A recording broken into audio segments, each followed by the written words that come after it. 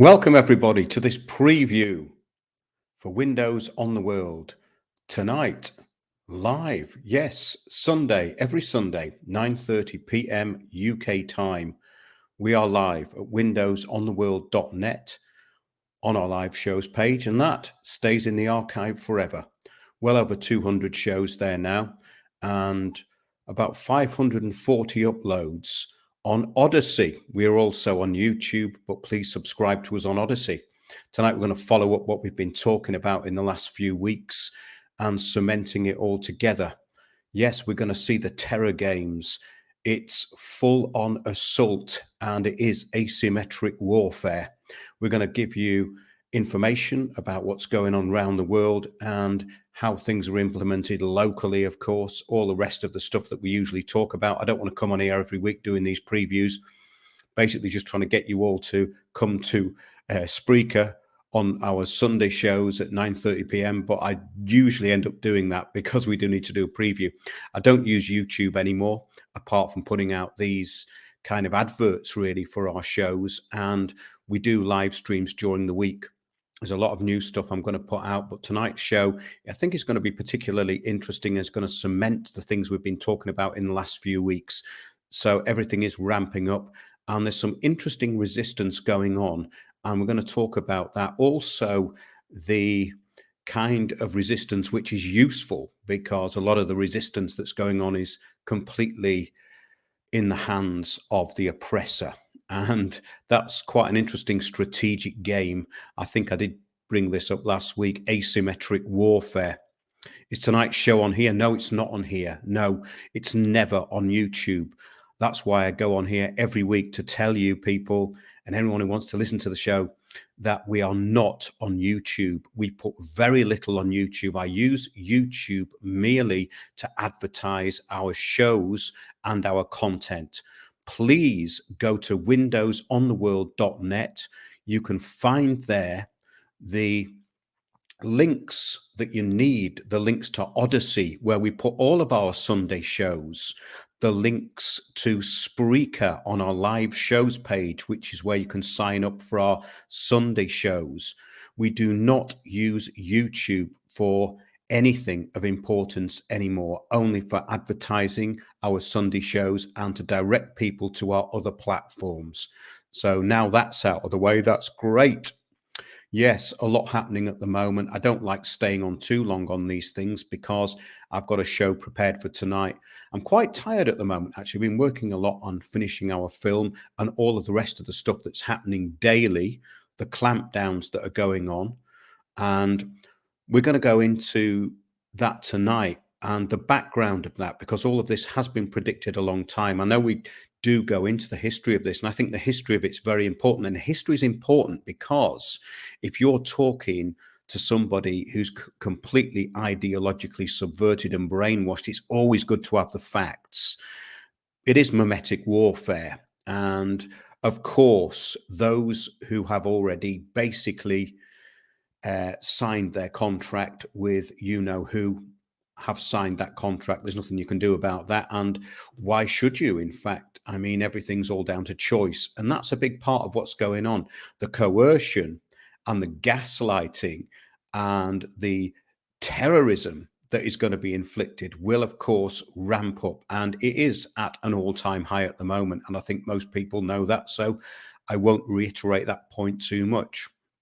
Hey, Mark, I've been catching up on Spreaker. You're doing a great job. Hope you are well. I am quite well, actually, and I hope that people who listen to the show are keeping well, because the global billion cannot just include these bankers, narcissists, and control freaks. There has to be a few others left to make it interesting, and I hope the listeners to Windows on the World will be part of the global billion. Well, there's going to be 2 to 3 billion allowed to start with. That's through their own documentation. Who's they? Well, I think people who listen to the show will know who they are. I mean, this is great, isn't it, really, that we're having to say this at this point in time. However, we do have these publications like The Independent and The Guardian who are spouting this stuff relentlessly to the mentally helpless.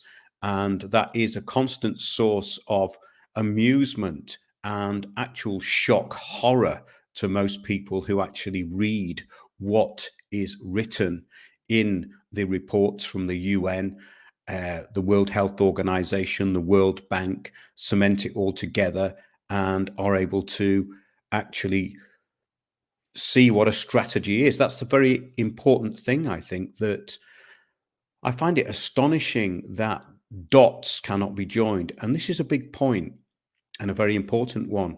I'm actually in a group of about 20 doctors who have these live streams, and all of the favorite doctors who are speaking out on it are there. But have they got a solution? No.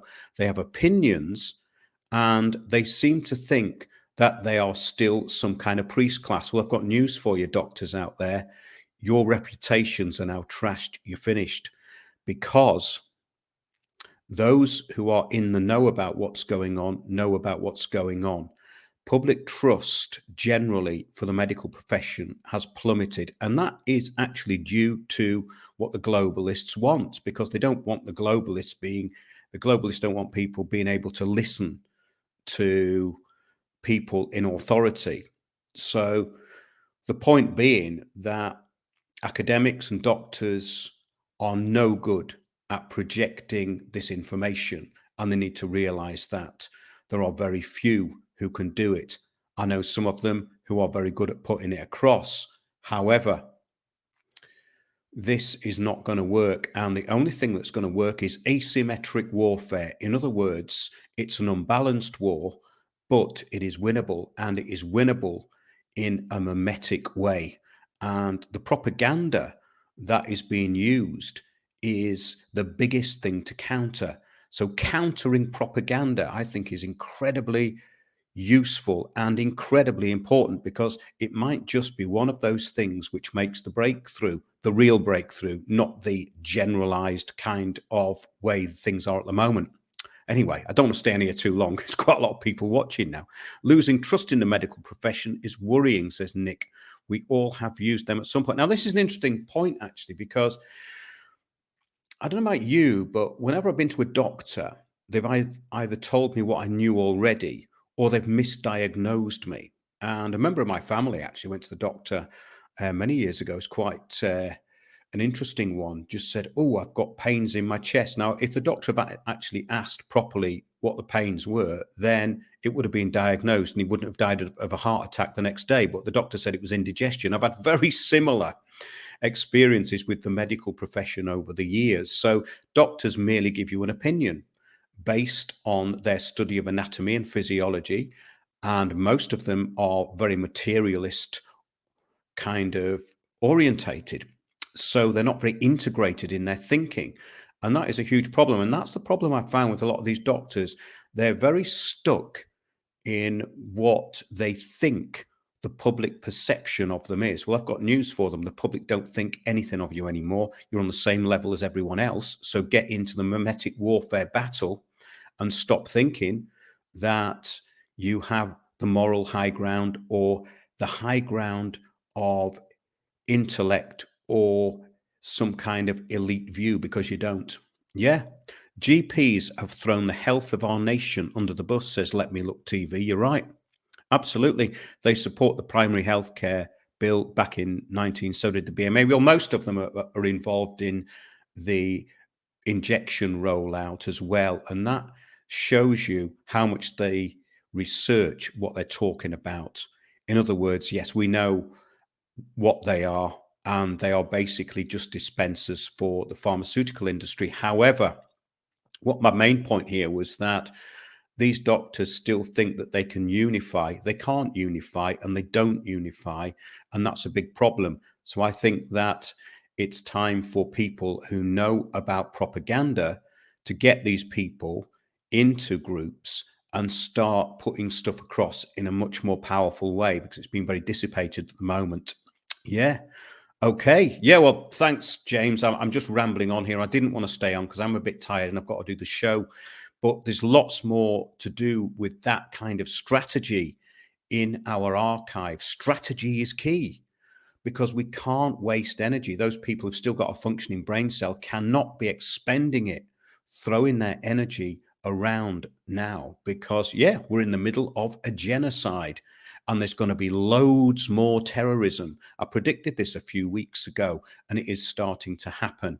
I was looking at a show we did a long time ago, Joe Cox, Murder and Propaganda, and that was really how the state attacked myself and others just through covering that, which is quite interesting. So state-sponsored terror is a real Achilles heel to the state when you talk about it. And we're going to get into that tonight, not on here because obviously we've had loads of videos taken down now and I'm on my last legs on YouTube, which is why I'm here. So please join us 9:30 p.m. this and every Sunday at windowsontheworld.net on the live shows page. We have a chat box as well. We have an Odyssey channel, Windows on the World :8, but go to the homepage at Windows on the World. Everything's there, including our Discord channel. And we're going to talk a bit about that tonight as well, because we do counter infiltration on there very quickly. And that's a very important thing to do. So we have a really good, I would say, community. I don't like using the C word anymore. It's been completely polluted, that one, hasn't it? However, see you all at 9:30 p.m. those who are interested. And if you're catching this later, remember windowsontheworld.net, the whole archive is there. Please subscribe to us on Odyssey and you can join us on Spreaker at every Sunday 9:30 p.m. I'll just finish off with Smedley Butler.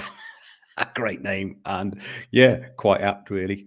I think that kind of works in an ironic way, doesn't it? People being genocided are always the last ones to realize they are in a genocide, in my opinion, studying history.